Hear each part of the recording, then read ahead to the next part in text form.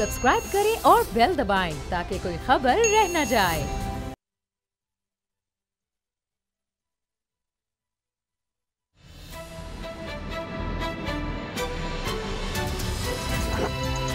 अब पता चला में आज आप जान सकेंगे, नवाज शरीफ को मिला कोरा जवाब। कोट लखपत के कैदी की तबीयत खराब, पीछा छोड़ आगे दौड़। जरदारी का मशवरा या एनआरओ की इल्तिजा। अपोजिशन ने मुआहिदा तोड़ दिया, वजीर आजम ने ईवान छोड़ दिया। सप्तान खान की गिरफ्तारी का क्या है चक्कर? पाकिस्तान से मुज़ाकरात मोदी की मजबूरी। बिस्मिल्लाहिर्रहमानिर्रहीम, अस्सलाम वालेकुम। मैं हूं मोहम्मद उसामा गाजी और आप देख रहे हैं अब पता चला। आज दो बहुत अहम डेवलपमेंट्स हुए। आज आसिफ अली जरदारी साहब ने भी मिसाक़े मईशत की बात कर दी, एक तरह से जिस तरह शहबाज शरीफ साहब ने कहा था। और आज उन्होंने कहा कि छोड़ें एहतसाब वगैरह, पकड़ दकड़ छोड़ें और आगे की बात करें, वरना ये ना हो कि लोग सड़कों पर आ जाएं और फिर पॉलिटिकल पार्टीज़ भी कंट्रोल ना कर सकें। और जो लोग इस हुकूमत को लाए हैं उनको भी इस बारे में सोचना चाहिए किसकी तरफ इशारा कर रहे हैं और क्यों ऐसी बातें कर रहे हैं। या वो चाह रहे हैं कि कोई मामला तय पा जाएं, वरना वो एजिटेशन की तरफ जाएंगे और सड़कों पर लोगों को लाएंगे। वही बात जो मरियम कुछ दिन पहले कर रही थी। अब मियां नवाज शरीफ साहब की भी ज़मानत नहीं हो सकी। अब वहाँ क्या रास्ता बचता है मियां नवाज शरीफ साहब के पास? खामोश रहकर देख लिया, एग्रेशन करके देख लिया। अब दो रास्ते हैं, या तो कुछ पैसे देने होंगे, कुछ प्ली बारगेन टाइप करनी होगी, और दूसरा रास्ता फिर ये बचता है कि हुकूमत गिराने की कोशिश की जाए। एक तरफ अगर पैसे देते हैं तो सियासत का खात्मा होता है, और अगर एजिटेशन की बात करते हैं, सड़कों पर लोगों को लाने की बात करते हैं, तो उसके लिए बहुत ज़्यादा मेहनत करनी पड़ेगी, कोशिश करनी पड़ेगी, पैसे भी बहुत ज़्यादा खर्च करने पड़ेंगे, और अभी तक माहौल भी नहीं बन पा रहा। क्या ऑप्शंस हैं इन पॉलिटिकल लीडर्स के पास, इस बारे में हम बात करेंगे। हमारे साथ हैं बाबर डोगर साहब, असद खरल साहब। लेकिन पहले आज क्या कुछ होता रहा है उस बारे में रिपोर्ट देखिए।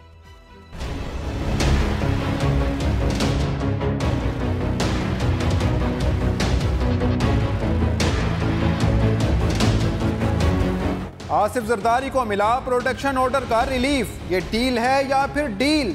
फिल वक्त मुमकिन नहीं सियासत के इस खेल की तारीफ। अपने खिताब में आसिफ जरदारी ने किया अनोखा मुतालबा। हिसाब किताब बंद करके हुकूमत को दिया आगे चलने का मशवरा। सवाल उठ रहे हैं कि ये मशवरा है या फिर एनआरओ की इल्तिजा। आम लोग जो हैं वो खौफजदा हैं कि जी जरदारी साहब पकड़े जा सकते हैं तो फिर हमारा क्या बनेगा। ये हिसाब किताब बंद किया जाए और आगे की बात की जाए। जरदारी साहब ने मशवरा ही नहीं दिया, छुपे लफ्जों में बड़ी धमकी दे डाली, लेकिन उनका मुखातिब हुकूमत नहीं बल्कि कोई और था। ऐसा ना हो कल पूरी अवाम खड़ी हो जाए। ऐसा हो सकता है कि कल को पॉलिटिकल पार्टीज के हाथ से भी ये बॉल निकल जाए। फिलहाल तो नवाज शरीफ की जमानत के मामले पर गेंद नून लीग के हाथ से निकलती दिखाई दे रही है। आसिफ जरदारी को तो मिल गया है प्रोटेक्शन ऑर्डर का रिलीफ, लेकिन नवाज शरीफ की किस्मत में है अभी कैद की तकलीफ। सुप्रीम कोर्ट से जमानत के बाद क्यों नहीं कराया इलाज? इसीलिए इस्लामाबाद हाई कोर्ट से मिला है साबिक वजीर आजम को कोरा जवाब। और नवाज मुस्लिम लीग के जो अगले वारिस हैं वो कहते हैं कि जलसा जलसा और जुलूस जुलूस खेलेंगे। खेल लें। बच्ची ने आज उनको इस जगह पे पहुंचाया वो विरासत की लड़ाई में, क्योंकि अगर ये लड़ाई बढ़ती है तो शहबाज शरीफ नहीं, हमजा शहबाज भी नहीं बच सक रहे। दूसरी तरफ नून लीग बजट मंजूरी के हवाले से बड़ा दावा कर रही है कि हुकूमती इत्तेहादी भी बजट के खिलाफ वोट देंगे। सच तो ये है कि बजट पर हुकूमत के अपने खिलाड़ी भी इतराज उठाने लगे हैं। चीनी, उसके ऊपर टैक्स बढ़ा दिया गया है। पहले कीमतें बढ़ रही हैं, इसके अंदर टैक्स का इजाफा करना मेरे ख्याल में मुनासिब बात नहीं है। 3 चीजें मैं मांग रहा हूँ, घी, चीनी, आटा और मजदूर की तनख्वाह में, रेलवे की तनख्वाहों में खास तौर पर 1 ग्रेड का इजाफा। बजट के इस चक्कर में ओपोजिशन हुकूमत हो या फिर इत्तेहादी, हर कोई अपना अपना उल्लू सीधा कर रहा है। सवाल ये है कि इस सियासी खेल में क्या अवाम की भी सुनी जाएगी? हुकूमत आटे चीनी पर टैक्स कम करेगी? क्या तनख्वाहें बढ़ाएगी? असद खरल साहब, क्या रास्ता रह गया मियां नवाज शरीफ साहब के पास और जरदारी साहब के पास? देखिए, जरदारी साहब की तो आज ना तो उनकी आवाज़ में घन गरज थी, ना को उनका जारहाना रवैया था, बहुत बदले बदले लग रहे हैं। चंद दिन की गिरफ्तारी है और उसके बाद बड़ी अच्छी अच्छी बातें, बड़ी उन्होंने मशवरे भी देने शुरू कर दिए। उन्होंने हुकूमत के साथ मिलकर उनका हम बैठने के लिए भी तैयार हैं।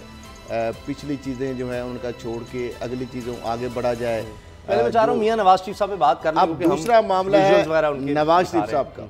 नवाज शरीफ साहब का मामला ये है कि हम तो पहले ये कह रहे थे कि सुप्रीम कोर्ट ऑफ पाकिस्तान जिस बुनियाद पर, जिस तिब्बी बुनियाद पर उनकी ज़मानत मुस्तरद कर चुकी है, उसी बुनियाद पर इस्लामाबाद हाई कोर्ट किस तरह उनकी बेल ले सकती है। और जो सुप्रीम कोर्ट के अंदर मामलात उठे, सवालात उठे, वही सवालात इस्लामाबाद हाई कोर्ट के अंदर भी उठे कि अगर 6 हफ्ते उनको दिए गए थे तो इलाज के लिए दिए गए थे, लेकिन उन्होंने इलाज नहीं करवाया। और फिर उन्होंने कहा कि पाकिस्तान में बहुत अच्छे अच्छे डॉक्टर भी हैं और कोई ऐसी बीमारी का जिक्र नहीं है जिसके हवाले से हो कि ये पाकिस्तान में यानी ये फौरी इलाज इसका होना चाहिए या पाकिस्तान में इसका इलाज कहीं नहीं है। फिर एक ये बात भी की गई कि जो नवाज शरीफ साहब के हवाले से जो उन्होंने 2-3 और वकील ने बहस करने की बात जो की, एक तो ECL के हवाले से उनका इस मामले को आप साइड पे रखें। दूसरा मामला ये है कि उसामा साहब, ये जो तिब्बी बुनियादों पर बार बार ये टेक्निकल जस्टिस हमेशा नून लीग इसके साथ खेलती रही है। मेरिट के ऊपर ये क्यों नहीं बेल लेके जाते? जब इनकी तिब्बी बुनियादों पर सुप्रीम कोर्ट ने रिजेक्ट कर दी, इस्लामाबाद हाई कोर्ट में रेफ़र किया और साथ उनके पैरामीटर्स भी तय किए, तो क्या उन पैरामीटर्स जो है उनको फॉलो तो इन्होंने नहीं बिल्कुल किया। और फिर दूसरी बात जो जेल के अंदर मुलाकात हुई, अब मुलाकात के बाद जो मरियम साहिबा के ट्वीट्स आए हैं वो फिर जिस तरीके से आप देख रहे हैं कि उन्होंने फिर एक जारहाना, जब यानी उनको कोई रिलीफ की उम्मीद होती है, जब इस तरीके से कोई मामलात वो एक्सपेक्ट कर रहे होते तो उस वक्त एकदम से खामोशी हो जाती है। अब जब मुस्तरद हुई है तो इसके बाद फिर वो दशनाम तराजी का सिलसिला शुरू हो गया है। अदलिया के ऊपर जो सवालिया निशान खड़े करने की कोशिश की गई है और फिर जारहाना उन्होंने कहा कि ना मैं जेलों से डरती हूँ, ना कैदोबंद की सोबतों से डरती हूँ और मुझे अब किसी चीज़ का डर खौफ नहीं है, मैं लड़ूंगी। और नवाज शरीफ के लिए इंसाफ के तमाम दरवाजे बंद कर दिए गए हैं। जब इनको रिलीफ मिलता है, जब इनको बेल मिलती है, 6 हफ्तों की बेल मिलती है, हालांकि एक अनप्रेसिडेंटेड बात थी, वो भी इसी सुप्रीम कोर्ट ऑफ पाकिस्तान से मिलती है। उस वक्त तो सुप्रीम कोर्ट अच्छी हो जाती है, लेकिन जब इनको मर्जी के फैसले ना मिले तो फिर इदारों के ऊपर इस तरीके से दशनाम तराजी का सिलसिला शुरू हो जाता है।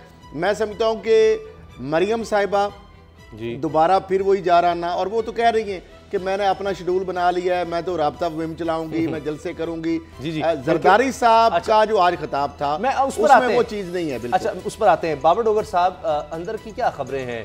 जेल में क्या मियां नवाज शरीफ साहब कर रहे हैं, क्या पैगाम दे रहे हैं? अंदर से कह रहे हैं कि अब रिलीफ नहीं मिला, जमानत नहीं हुई तो आप चढ़ाई करो, ये अंदर से वो बातें कर रहे हैं, क्योंकि वो APC के लिए फजल रहमान साहब से मिल नहीं सके। वो तो कह रहे हैं कि हम लॉकडाउन करने लगे, इस्लामाबाद बंद करने लगे। उसामा साहब, एक तरफ हम कहते हैं कि अकाउंटेबिलिटी जो है उसका मजाक उड़ाया जा रहा है। जिस तरह की अकाउंटेबिलिटी हो रही है इससे तो कुछ भी नहीं मिलेगा। तो मेरा ख्याल है कि अगर गवर्नमेंट बिल्कुल सही स्टेप लेती है तो उसको अप्रिशिएट किया जाना चाहिए। मगर ये कोई मियाँ साहब जेल में बैठे हुए हैं, ये कोई सियासी अखाड़ा नहीं है, सियासी अड्डा नहीं कि PMLN की सारी लीडरशिप वहाँ पर हो, उनसे डिक्टेशन ले, हदायत ले और वहाँ बैठ कर वो पार्टी चलाएँ। मगर इस तरह से ये पॉसिबल नहीं है। वो उन पर अरबों रुपये की करप्शन के चार्जेज़ हैं। अब मुझे एक बात बताएं, मियाँ साहब की तिब्बी बुनियादों पर जो बेल एप्लीकेशन थी कैंसिल हो गई। मरियम साहबा कह रही हैं कि जनाब वो बहुत बीमार हैं, उनको हार्ट अटैक हो सकता है, उनकी जान को खतरा है। उनके बेटे लंदन में अरबों रुपए के बिजनेस कर रहे हैं। लंदन की जो अमीर तरीन फैमिली है उनमें से उनका शुमार होता है। उनका जो घर है एवन फील्ड अपार्टमेंट जो है वो लंदन के सबसे कीमती प्रॉपर्टीज़ में से एक प्रॉपर्टी है। मुझे एक बात बताएं उसामा साहब, इंसान के लिए सबसे कीमती चीज़ क्या है? उसकी जान। मियां शरीफ साहब की डेथ हुई, क्या अपने साथ लेके गए? कुछ भी नहीं। अगर उनकी जान को इतना ही खतरा है तो ये क्यों अदालतों के आगे हाथ फैला रहे हैं? ये क्यों गवर्नमेंट के आगे हाथ फैला रहे हैं? प्लीज बार्गेन करें, जो पैसा है वो उनके मुंह पे मारें। और मियां साहब फ्री हैं सारी दुनिया में, जहां इंग्लैंड में इलाज कराएं, अमेरिका में कराएं, यूरोप में खत्म हो जाती है ना बाबर साहब, उसके बाद तो इसका एडमिशन है वो तो सर फिर इनको अपनी जान से ज्यादा सियासत अजीज है। मरियम अपने बाप की सेहत पर सियासत कर रही है, इस चीज को माने आप। कि मरियम जलसे जुलूसों के लिए तो जा रही हैं, अगर उनके बाप की सेहत जिंदगी को इतना ही खतरा है, अगर उनका बाप इतना ही बीमार है, अगर उनका इलाज सिर्फ लंदन में ही हो सकता है, तो पाकिस्तानी कोर्ट में तो रिलीफ इस बुनियाद पर नहीं मिल सकता। एक चीज तो क्लियर है, अगर उनको इलाज कराना चाहती तो उनको चूज करना पड़ेगा कि उनको सियासत अजीज है वालिद की या उनकी जिंदगी अजीज है। अगर जिंदगी अजीज है तो उनकी प्ली बार्गेन करवाएं और उनको बाहर लेके जाएं, उनका इलाज करवाएं। यही तो इतना ये भी है कि उनके बच्चे जो है वो इतना पैसा देने को तैयार नहीं है। वो बिल्कुल वो ट्वीट की हद तक तो ठीक है, लेकिन दोनों भाई वो किसी तौर पर तैयार नहीं कि जितने के लिए प्ली बार्गेन के लिए पैसा दे दें। और मरियम भी जो है वो भी ड्रामा कर रही है। असल चीज ये पाकिस्तान की हिस्ट्री में आज तक किसी को ये नहीं हुआ कि किसी मुलजिम को जिसपे अरबों रुपए की करप्शन के चार्जेस हैं आप उसकी बेल करवाएं और उसको लंदन इलाज के लिए भेज दें। जनाब जिन्होंने छोटी छोटी करप्शन की हुई है और वो कोर्ट्स में जेलों में बैठे हुए हैं, रुल रहे हैं, उनको तो मकामी अस्पतालों में इलाज की इजाजत नहीं है। हेपेटाइटिस के मरीज हैं, एड्स के मरीज हैं। सर अभी डाटा आया है कि 287 के करीब तो एड्स के मरीज हैं, उनको सबको रिहा कर दिया जाए। उनको जेल में क्यों रखा हुआ है? वो एड्स के मरीज है, इससे ज्यादा खतरनाक बीमारी तो नहीं है ना मियां साहब को, तो छोड़ दें उन सबको। अच्छा जितनी भी ये रजिस्ट्री बनी हुई है, जो 4-5-6 हजार मरीज है उसको छोड़ दें, वो लोकल अस्पतालों में जाके इलाज करवा लें। डॉक्टर साहब तो ये मशवरा दे रहे हैं कि भाई वालिद की जिंदगी अजीज है, उनको नहीं है इलाज की गर्ज से, तो फिर पैसे दे दें। और उनके लिए कोई बहुत बड़ी बात नहीं है, अरबों रुपया उनके पास है, अरबों खरबों रुपया, उसमें से मेरा ख्याल है शायद 100वां हिस्सा देंगे तो साहब ये जितना पैसा प्ली बार्गेन में इन्होंने देना है ना, वो इनकी प्रॉपर्टीज का आटे में नमक के बराबर है। ऐसा ही है, 100वां हिस्सा शायद होगा। लेकिन खरल साहब वो उस तरफ तो नहीं आ रहे। तो अब मरियम कह रही है कि वो सिंध में जाकर जलसे करेंगी, वो जिस तरह उन्होंने कहा है कि सड़कों पर आएंगे। सबसे ज्यादा एग्रेशन उनकी तरफ से नजर आ रहा है, बिलावल की तरफ से भी नहीं, जरदारी साहब की तरफ से भी नहीं। वो तैयारी उस तरह से चाह रही हैं। उनको चचा की भी हिमायत उस तरह हासिल नहीं है, हमजा शहबाज की भी नहीं है, क्योंकि अभी तक मरियम ने कभी ऑपोजिशन की सियासत की नहीं। शायद उनको ज़्यादा पता है शहबाज शरीफ साहब को कि हम किस तरह से जलसे मैनेज करते थे। अब वो उस तरह नहीं हो सकते। मरियम समझती है कि पता नहीं भाई उनको पैसे भेज देंगे और वो जलसे करवा लेंगी। क्या मुमकिन है ये बड़े बड़े जलसे कर लेंगे और कोई एजिटेशन के मूड में, मतलब सिंध में जाकर जलसे कर लेंगे, वहाँ पीपल्स पार्टी की सपोर्ट के बगैर इतने लोग इकट्ठे कर लेंगे? ये पंजाब तो बात की बात है। पहली बात तो ये है उसामा साहब के नवाज शरीफ की सियासत तो ख़त्म हो चुकी है। वो प्ली बार्गेन ना भी करें तो ताहयात नाअहल है, वो सियासत नहीं कर सकते। सुप्रीम कोर्ट ऑफ पाकिस्तान से नजरसानी भी मुस्तरद हो चुकी है। लंदन तो जा सकते हैं। अच्छा अब मामला ये रहेगा पैसों देने का। पैसे देने के हवाले से 2-3 दफ़ा ये मूव चली है।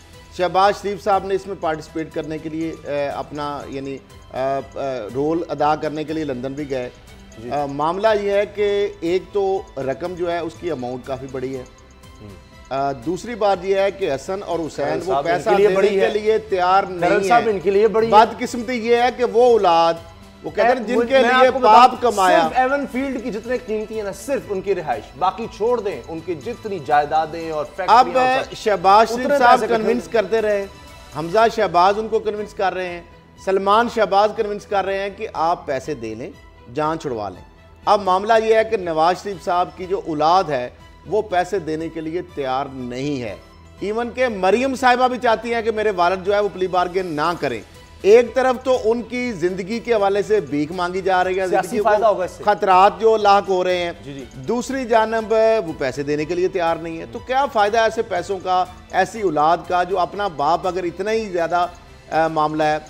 बात है तहरीक की, उससे सियासत तो बनती है ना जी, सियासत तो उससे बढ़ सकती नहीं। मजलूमियत क्या है? ये एक तो सियासी कैदी हमने बना दिया, करप्शन है, अरबों रुपए की चोरी की लूट मार का है, ऊपर उनके केस है, कुछ सियासी कैदी तो नहीं है। मजलूमियत कहाँ से आ गई? कितने लोग आपने जेलों में पड़े हुए हैं? मुझे बताएं। जलसों के हवाले से ये है कि पहले होते थे इनके स्पॉन्सर्ड जलसे, सरकारी मशीनरी उसमें इस्तेमाल होती थी, मुहर्रर, पटवारी, SHO, सेक्रेटरी, DC वो सारे इन्वॉल्व होते थे।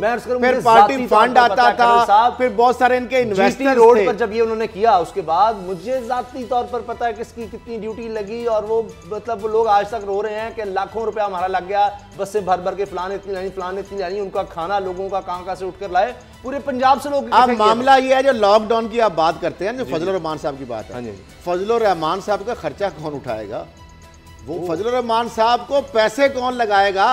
आपको पता है जरदारी साहब को तो खुद अकाउंट बंद हुए पड़े सारे, वो फेक अकाउंट, वो सारा तो गोरख धंधा पकड़ा गया 200-300 अरब रुपए का। देखिए ना तो मलक रियाज पैसे लगाने के लिए अब तैयार होगा, ना मियां मनशा तैयार होगा इस मामले में।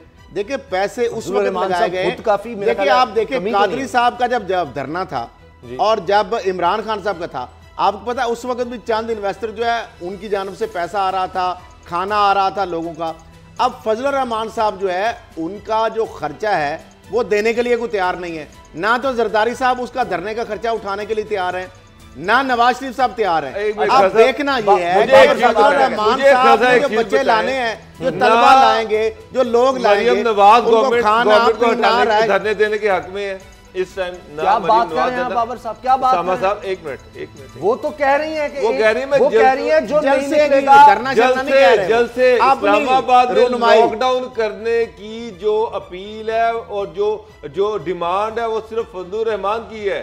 बाकी पॉलिटिकल पार्टीज अभी लॉकडाउन करने के हक में नहीं है, सिर्फ फजलुर रहमान कर रहे हैं। तो सर डिमांड भी फजलुर रहमान की और खर्चा दूसरे उठाएंगे, फिर खर्चा भी इनको खुद ही उठाना पड़ेगा ना। हाँ इन्होंने ये कहा कि नहीं उठा रहे ना, तो इसलिए वो मेरे लॉकडाउन जो वहां फजलुर रहमान को किसने रोका है? वो कर ले, लॉकडाउन कर ले। नहीं सर, वो बड़ी पॉलिटिकल पार्टी के साथ है ना, वो तो प्रेशर वो कह रहे हैं कि 30,000 के करीब स्टूडेंट्स मैं दे दूंगा, जो वो जाकर वहां खर्चा बिल कौन देगा, पैसा कौन लगाएगा? उनकी माल 3 टाइम खाना है वहां। और मौलाना फजलुर रहमान साहब ने देखे वो उस हिसाब से खर्चा, एक दिन का करोड़ों रुपए का खर्चा है जी, वो फिर इतना आसान तो नहीं है। मरियम मेरा ख्याल उठा सकती हैं, क्योंकि अब तो वो पाकिस्तान में भी जायदादें निकल आई हैं, बाहर भी हैं, अब वो नहीं कह सकती कि मेरी लंदन तो क्या पाकिस्तान में कोई जायदाद नहीं है। तो वो जो मुझे याद आ रहा है कि वो भाई ने पैसे भेजे थे मियाँ साहब को, मियाँ साहब ने उससे ज़मीन खरीद दी बेटी को, बेटी ने वो प्रॉपर्टी बेच के फिर मियाँ साहब को दे दी। वो जो होता रहा सलकर उनसे कोई प्रॉपर्टी, ये सारा जो पनामा लीग की जो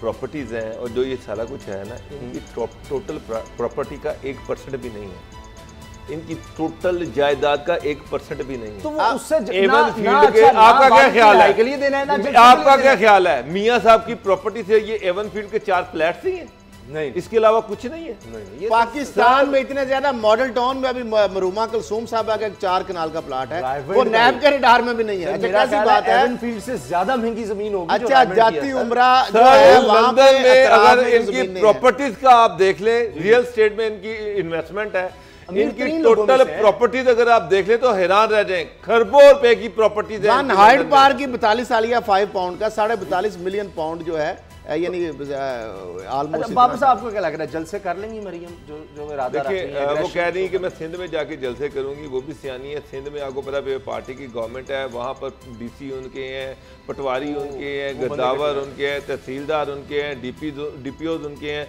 तो बराबर उनके लिए कुछ ना कुछ अरेंज कर देंगे। तो सिंध में तो वो जलसे कर सकती हैं। पंजाब में मरियम को अभी तक मरियम ने इंडिपेंडेंटली कोई जलसा किया नहीं है। उन्होंने जितने भी जलसे किए हैं नवाज शरीफ साहब के साथ, वो सारे शहबाज शरीफ की गवर्नमेंट में किए हैं। उस वक्त मरकज़ में भी इनकी गवर्नमेंट थी, पंजाब में भी इनकी गवर्नमेंट थी, पल्ले से 1 रुपया खर्च नहीं होता था। तमाम MPs, मिनिस्टर, DPOs, उसके बाद RPOs, उसके बाद जनाब DCs, इन सब की ड्यूटियाँ लगती थी कमिश्नर्स की, कि जितना म्यूनसिपल का अमला था, जितने माली थे, जितने गिरदावर थे, इन सब की ड्यूटियाँ लगती थी कि जनाब आपने जलसागाह जाके भरना है। उसके बाद MPs से भी कहा जाता था कि ट्रांसपोर्ट और खाना फ्री मिलेगा गवर्नमेंट की तरफ से, आप लोगों ने जलसे भरने हैं। अब जाती तौर पर जब जाकर इनको बंदे लाने पड़ेंगे ना, तो सर ये बड़ा मुश्किल है। कोई MPA MNA जो है अपनी जेब से 1 रुपया खर्च करने को तैयार नहीं है। उस वक्त शहबाज शरीफ वज़ीर आला थे तो MPs MNA थोड़ा बहुत पैसे अपने पल्ले से लगा दिया करते थे।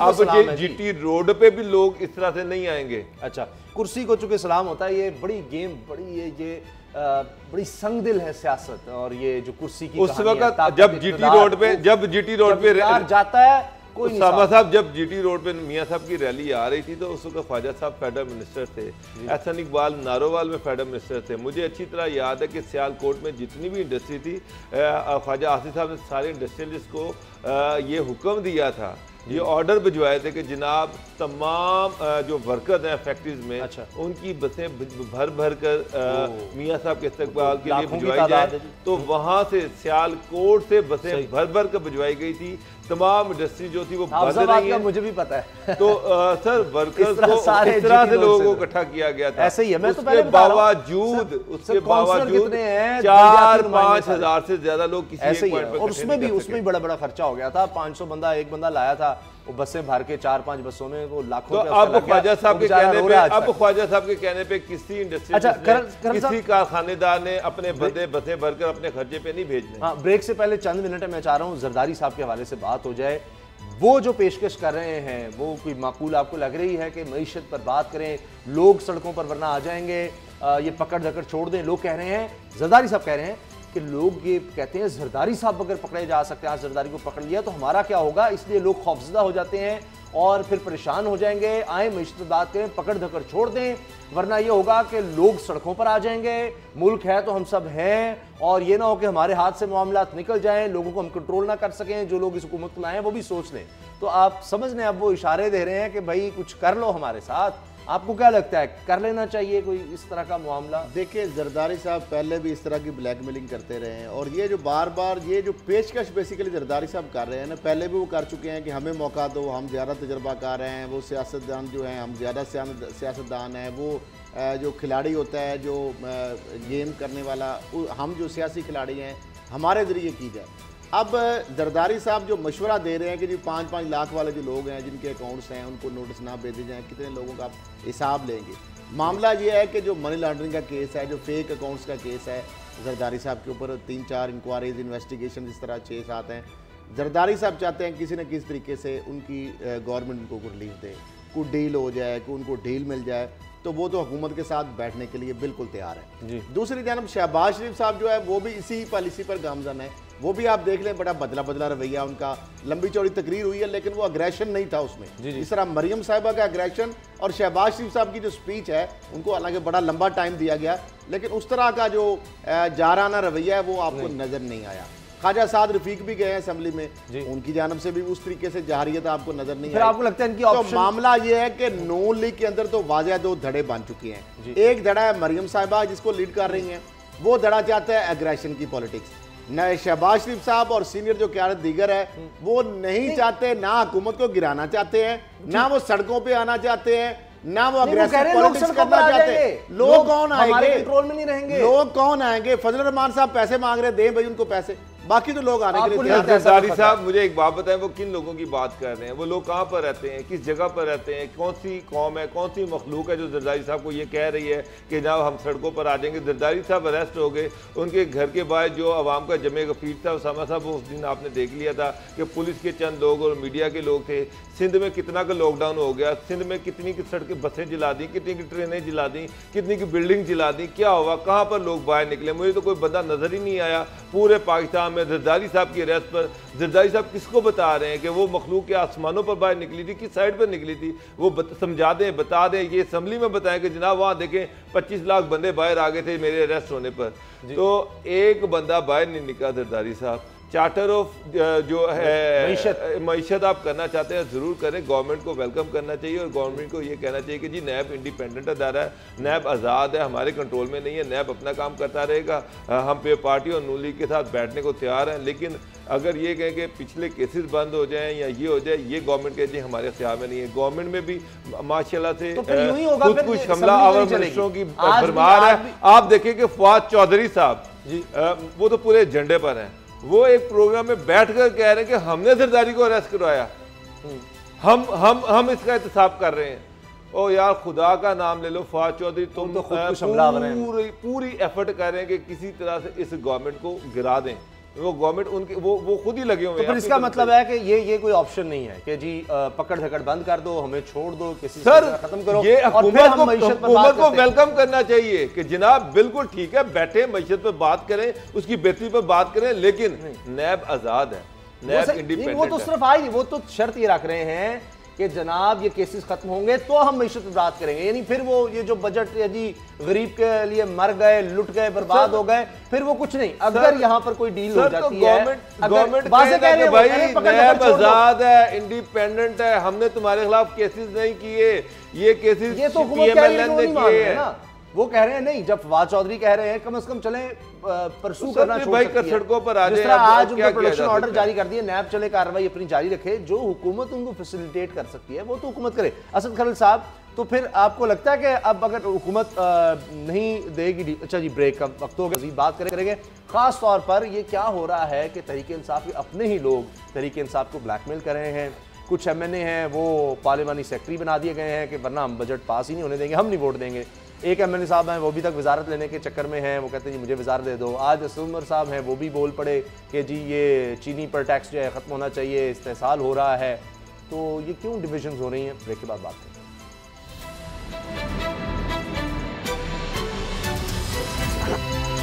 अब पता चला।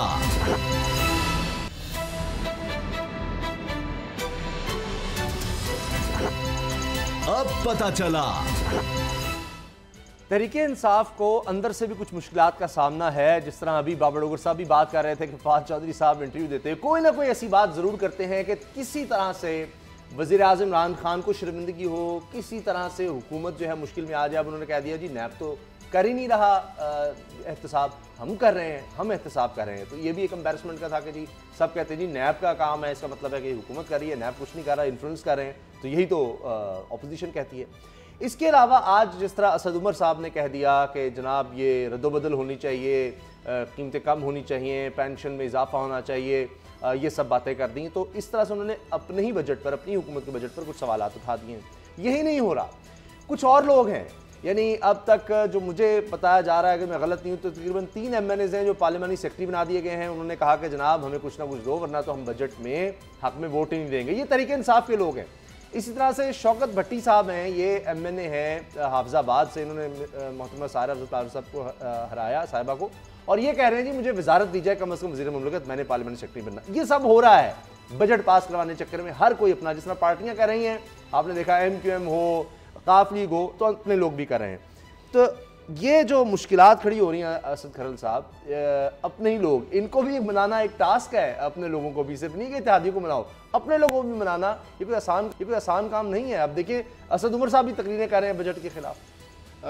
देखें उसामा साहब, असद उमर ने जो बातें की हैं ना, मेरा ख्याल है वो अवाम के दिल की बात उन्होंने की है। जो उन्होंने बात की है चीनी के हवाले से, घी के हवाले से और खुर्दनी तेल के हवाले से। आज ही मुझे एक बंदा बता रहा था कि वो जो आयल लेने गया तो 5 किलो का जो पैकेट था पहले 1000 या 1200 का आता था, वो कह रहा 1700 रुपये का हो गया, यानी एक पैकेट। अब ग्रॉसरी का अंदाज़ा लगा लें कि जो है खुर्दोनोश की जो कीमतों में इजाफा हुआ, जो टैक्स लगाया गया है, इस तरह चीनी जो है उसके अंदर बेबाशा इजाफा किया गया है। फिर उसके बाद घी के हवाले से बताया, शुगर माफिया जो है कार्टेलाइजेशन आपको पता है, और जो शुगर माफिया के जो करता धरता है उन्होंने अरबों रुपया बनाया है। और शुगर के ऊपर जो सब्सिडी के हवाले से उस वक्त भी असद उमर साहब ने अपोज किया था। मामला ये है कि अगर तो शुगर माफिया के हवाले से इवन के उस्मान बुजदार साहब ने रमज़ान में देखा, आपने एक ट्वीट किया था कि ज़ख़ीरा अंदोज़ जिसने की चीनी उनके खिलाफ कार्रवाई की जाएगी, लेकिन वो ट्वीट की हद तक रहा, हमें तो कोई ऐसी कार्रवाई नज़र नहीं आई। ठीक है, रमज़ान जो बाज़ार है, सस्ते बाज़ार, वहाँ पे चीनी सस्ती थी, लेकिन मिलता 1 kg था। अब 1 kg के लिए कई एक लंबी कतार में आपको खड़ा होना पड़ता था। मामला ये है कि ये जो चीज़ें हो रही हैं, और जो आपने निशानदेही की हाफिजाबाद के हवाले से, इत्तेहादी जो लोग हैं वो भी ब्लैकमेल कर रहे हैं। मामला ये है कि जब हुकूमत में इस तरह की पोजीशन होगी अद्दी अक्सरियत के हवाले से, जो हुकूमत के पास एक तो ये सियासी एक है, दूसरा जो माशाल्लाह बुजदार साहब हैं, जो ब्यूरोक्रेसी के अंदर, जो अपॉइंटमेंट के तकर्रियों के अंदर, अब शेखुपुरा के DC साहब हैं तारक महमूद बुखारी साहब, ये भी कहीं उनके इलाके में कहीं लगे थे। अच्छा। जिनको वो भाईजी कहते हैं, उस्मान बुजदार साहब, उन्होंने वहाँ पे फ़ज़ाइल एक है AC साहब बड़े ईमानदार, उनको खुडे लाइन लगा के कि शबीर भट्ट साहब हैं, उनको कार मुख्तार दिया हुआ है। एक वहाँ पे जो रुकने असम्बली हैं हुकूमती पार्टी से, उनको मियाँ अली डोगरा में उनकी ज़मीन को फ़ायदा देने के लिए वहाँ पे सरकारी फ़ंड से सड़क बना दी। फ़िरोज़वाला में जो 10 साल तक रजिस्ट्री मुहर्रर तैनात रहे, 3 लाख दे के उस बंदे की जो करप्शन पे मुतली उसको लगा दिया, और जो माना में पैसे भी दे रहा है, अजहर शाह नामी बंदा उनके नाम पे सरेआम पैसे वसूल कर रहा है। अब ऐसे लोग, जिस तरह कल डोगर साहब ने बात की बाबर नगर के डीसी की, यानी हर कोई ईमानदार जो बंदा है उसको रहने नहीं दिया जाता, और करप्ट अफराद चुन चुन के लगाए जा रहे हैं, और वो भाई जी जो बन जाते हैं सीएम साहब। ये जो सब लोग कहते थे बुजदार साहब करते कुछ नहीं है, अब उन्होंने करना शुरू कर दिया है, तो वो उनको लग रहा है कि ये वो काम है जो साबिक वज़ीर आला शहबाज शरीफ साहब करते थे तो मशहूर हुए, उन्होंने ये वाली लाइन पकड़ लिया। कोई उन्होंने डेवलपमेंट की या मीटिंग्स की या गवर्नेंस की लाइन नहीं पकड़ी, उन्होंने ये तबादले तकरीर। अभी जिस तरह मैं ब्रेक में भी आप देख ही रहे थे, मैं पता करा रहा था कि चक्कर क्या हुआ, तो आपकी खबर बिल्कुल ठीक है बाबर डॉक्टर साहब। वो तो कह रहे हैं कि पेट्रोल पंप थे, वहां से पता चल रहा है कि वो एनओसी के बगैर थे, तो वो बेचारे डीसी ने कानून की हुक्मरानी कायम करने की कोशिश की गई। जो गलत डीसी भावलनगर की बात जी, डीसी भावलनगर की, अच्छा पेट्रोल पंप भी कोई मसला वो बंदा हटाया जाता है। वो पटवारियों की जनाब तुमने किस तरह से की है प्रमोशन, उसमें कोई पैसे शैसे इंक्वायरी होती है, अपार्टमेंट का रोला था, ज़कात फंड्स का वहां पर रोला था, पैसे लिए हुए फंड वहां पर खाना चाह रहे थे, टीचर्स अपनी मर्जी की भर्ती करवाना चाह रहे थे, करप्ट पटवारी जो थे उनको लगाने के लिए प्रेशर डाला जा रहा था, और उसके साथ साथ वहां पर एक असिस्टेंट कमिश्नर जो थे वो करप्शन में इन्वॉल्व थे, और उनकी करप्शन जो थी उसको उजागर किया जा रहा था। उनको उस एसी को उन्होंने चेंज किया, और उस पर ये सारा फड्डा पड़ गया। उनको एमएनए और एमपीएस के कहने पर जनाब उनको चेंज कर दिया गया। अब खरल साहब जो कह रहे हैं वो डिप्टी कमिश्नर शहूपुरा की बात कर रहे हैं। अभी आप शुगर माफिया की बात कर रहे थे, तो इसमें एक चीज़ मैं आपको बताऊं, उसामा साहब मुझे थोड़ा सा अपडेट कर दें, बजट पास हो गया? नहीं, बजट ने अभी पास होना है, लेकिन सर बजट में सिर्फ ये रिकमेंडेशन आई थी कि चीनी को महंगा किया जाएगा। आज इस वक्त पंजाब में चीनी 72 रुपये किलो मिल रही है, बजट जिस दिन बजट अनाउंस हुआ उस दिन 58 रुपये किलो मिल रही थी। 75 रुपये किलो मैं खुद लेकर फिगर आपको बता रहा हूँ, ये इमरान खान साहब तहकीकात अपनी बजट पास नहीं हुआ, इदारों से चीजों की कीमतें बढ़नी शुरू हो गई हैं। अरब रुपया पंजाब गवर्नमेंट कहाँ पर है, एडमिनिस्ट्रेशन कहाँ पर है, गवर्नेंस कहाँ पर है? कि गवर्नेंस यही है ना, असद उमर साहब जो सही है ईमानदार है उसको तब्दील कर दिया। उमर साहब ने जो शुगर माफिया की बात की ना, वो असल में जहांगीर तरीन की तरफ इशारा कर रहे थे, जो उनकी मिनिस्ट्री को लेके गए हैं कि जहांगीर तरीन जो है उनकी वजह से चीनी की कीमतें बढ़ी। अभी बजट पास नहीं हुआ, मार्केट में जो कीमतें हैं वो 72 रुपये किलो की चली गई हैं। पंजाब की जो वसीम अकरम प्लस हैं वो उनके सामने बेबस हैं, वो जो दिल कर रहे हैं कि चीनी जो है उनकी वजह से, इस कार्टेल की वजह से, इस माफिया की वजह से, जिसको हेड जहांगीर तरीन कर रहे हैं, उसकी वजह से बजट पास होने से पहले 72 रुपये इसकी जिम्मेदार कौन है? इमरान खान साहब इसका जवाब दे सकते हैं। चेक करा लें अपनी माशाल्लाह एजेंसी इंटेलिजेंस ब्यूरो से, स्पेशल ब्रांच से जो पंजाब में या बाकी सूबों में भी इंटेलिजेंस इदारे उनके मुतहत हैं वफाकी सतह पे भी, वो चेक करवा लें और ये पता करा लें कि चीनी का जो ये सारा जो कार्टलाइजेशन है उससे 62 अरब रुपए किसकी जेबों में आए। 62 अरब रुपए का टीका लगाया गया, 62 अरब रुपया बनाया गया। वो कौन शख्स है, तो कीमतों में इजाफा कैसे उसने बना लिया, और पहले ही 62 अरब रुपए तक कमा रहे हैं। जून को बजट ने पास होना है, 30 जून को जब बजट पास होगा उसके बाद उसकी इम्प्लीमेंटेशन स्टार्ट होगी। यहाँ पर बजट पास होने से पहले ही चीजें महंगी हो गई। ये तो फिर अपने ही लोग हैं। हुकूमत की गवर्नेंस की फेलियर है, बल्कि हुकूमत के मुंह पर एक तमाचा है कि हुकूमत शुगर माफिया के सामने बेबस है, हुकूमत ये ऑयल माफिया के सामने बेबस है, घी की कीमतें बढ़ गई हैं, दालों की कीमतें बढ़ गई हैं, चीनी की कीमतें बढ़ गई हैं। और यार हुकूमत है कहां पर? वो वसीम अकरम प्लस कहां पर है? वो खुदा का नाम है, आप सिर्फ डिप्टी कमिश्नर जो है, जो ऑनर्स है, उनको और करप्ट लोगों को लगाने पर ही लगे हुए हैं। बोलियां लगी हुई। डॉक्टर साहब ट्रांसफर पोस्टिंग के लिए कहां का एक खातून है, उनका नाम आपको पता ही है कि आपने पोस्टिंग लेनी तो उन खातून के पास चले जाएं। खरल साहब, जहांगीर तरीन साहब का डिस्ट्रिक्ट है लोधरा के हवाले से वहां पर जो अंधेर नगरी हो रही ना, उसकी स्टोरी मैं कल ब्रेक करूंगा। कल जनाब आपने प्रोग्राम जरूर देखना है, कल हम एक बड़ी स्टोरी ब्रेक करेंगे। लेकिन मुझे ये बताएं कि ये अब ये तो नहीं है कि ऑनेस्ट लोग हटाए जा रहे हैं तो उन्होंने कंट्रोल करना है ना। अगर कोई जखीरा अंदोजी कर रहा है, कीमतें गलत बढ़ा रहा है, जिस तरह मैं आपको खुद बता रहा हूँ, मैं 75 रुपये किलो खुद चीनी लेकर आया हूँ, तो अगर इस तरह से कोई कर रहा है तो वो डीसी ने रोकना है, मजिस्ट्रेट ने रोकना है। तो ईमानदार लोग तो चाहिए ही नहीं है बुजदार साहब को, उनको तो चाहिए बेईमान लोग, 2 नंबर लोग। तो फिर कहां से ये होगा? ये तो फिर नहीं हो सकता जो खरल साहब कह रहे हैं 62 रुपया हर माफिया यहां पर फिर चलेगा। फिर आप ये जरदारी साहब हैं, नवाज शरीफ साहब हैं, तो फिर इनका क्या कसूर है? ये कि ये बहुत ज्यादा करप्शन कर गए, इतना ज्यादा कर लिया इसलिए मुखालफीन है। तो जो अपने लोग इस तरह से कर रहे हैं या नाअहल हैं, उनके खिलाफ खरल साहब कुछ नहीं करना इन्होंने। देखिए, जब आप इंतजामी ओहदों पर करप्ट और नाअहल लोगों को लगाएंगे, अपने मनपसंद लोगों को लगाएंगे जिनको आप भाईजी कहेंगे, और ईमानदार लोग जो उनको खुडे लाइन लगाएंगे, तो फिर ये करप्ट जो माफिया है वो तो सरपरस्ती करेगा ना ऐसे माफियाज की, ऐसी कैटलाइजेशन की। क्या वो उन जखीरा अंदोजों के खिलाफ कार्रवाई कर सकेगा जिनकी वजह से उनकी अपॉइंटमेंट हो रही है? 2 मिनट हैं, 2 खबरें रह गई हैं इस पर शॉर्ट कमेंट्स। एक तो ये सप्तान साहब की जो गिरफ्तारी हुई है, अब चूंकि ये खबरें ही हैं कि पहले खुद नैब के कहने पर, उनकी रिपोर्ट पर हाई कोर्ट ने ये केस बंद किया था कि जनाब यहाँ कोई इस तरह के कौमी खजाने को नुकसान नहीं पहुँचाया गया, अब दोबारा से खोल दिया गया है। बाबर साहब आप क्या कहते हैं इस पर? सर, इन पर इल्ज़ाम ये था कि इन्होंने एक कॉन्ट्रैक्ट दिया है आयरन ओरिंग का, और वो कॉन्ट्रैक्ट जो था उसमें बिडिंग प्रोसेस जो था वो कंप्लीट नहीं हुआ और एक फेवरेट को उसमें नवाज दिया गया था। अच्छा। तो इसमें इनफैक्ट प्रोसीजरल वायलेशन की गई, जो रूल थे उनको वायलेट करते हुए एक मनपसंद को ठेका दिया गया था।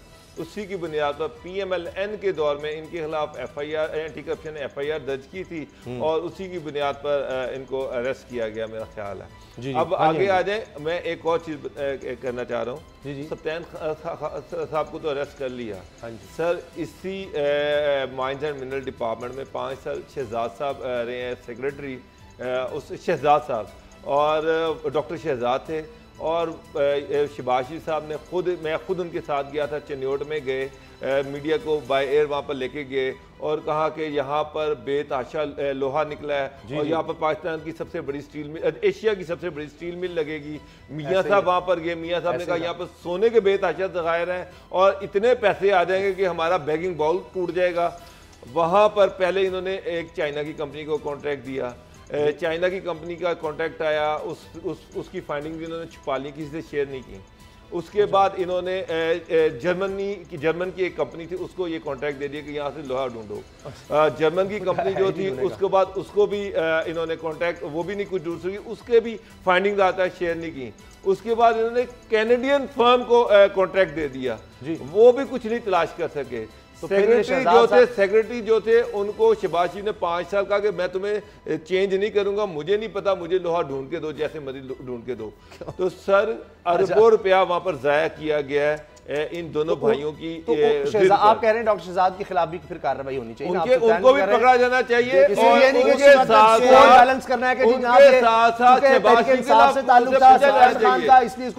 डॉक्टर समर मुबारक मान, अच्छा, डॉक्टर शहजाद और शहबाज को पकड़ा जाना। 30 सेकंड्स। उस वक्त के केयरटेकर चीफ मिनिस्टर जो इजाज निसार थे जस्टिस साहब, उनका रोल है और सप्तान ने तो साइन ही नहीं किए थे। अच्छा। और इनके हवाले से नैब की रिपोर्ट पर justice Mansoor Ali Shah high court ने ये केस बंद किया था। 10 सेकंड है। जब मोदी साहब, आखिरकार मोदी ने खत लिखा है अब और कह दिया कि जनाब हम इलाके में तरक्की और अमन के खां हैं, उसके लिए साथ काम करने को तैयार हैं। तो आपको लगता है अब बाबर डोगर साहब के ये आखिर समझ आ गई है मोदी को कि यही रास्ता है बातचीत का, आगे बढ़ेगी बात? सभी को पता था कि अल्टीमेटली मोदी इसी पर आएंगे और ये एक वेलकम जेस्चर है इंडिया की तरफ से और अच्छी बात है, नेगोशिएट करना चाहिए। चलें, बहुत बहुत शुक्रिया। अच्छा जी, असद खरल साहब आप कहते हैं, जनाब प्रोड्यूसर ने कह दिया 5 सेकंड। जी बिल्कुल, कागजों की हद तक तो ये ठीक है, लेकिन मोदी सरकार जो है उसका जो रवैया है वो बिल्कुल बदलेगा नहीं, ये ठीक है। इस बात का ध्यान रखना चाहिए कि बगल में छुरी मुंह में राम राम, एक तरफ अजीत दोवल जो है पाकिस्तान में इंतजार और दूसरी तरफ मोदी साहब जो है वो पाकिस्तान के साथ डायलॉग करेंगे। प्रोग्राम देखने का बहुत शुक्रिया, इजाजत दीजिए, अल्लाह हाफिज।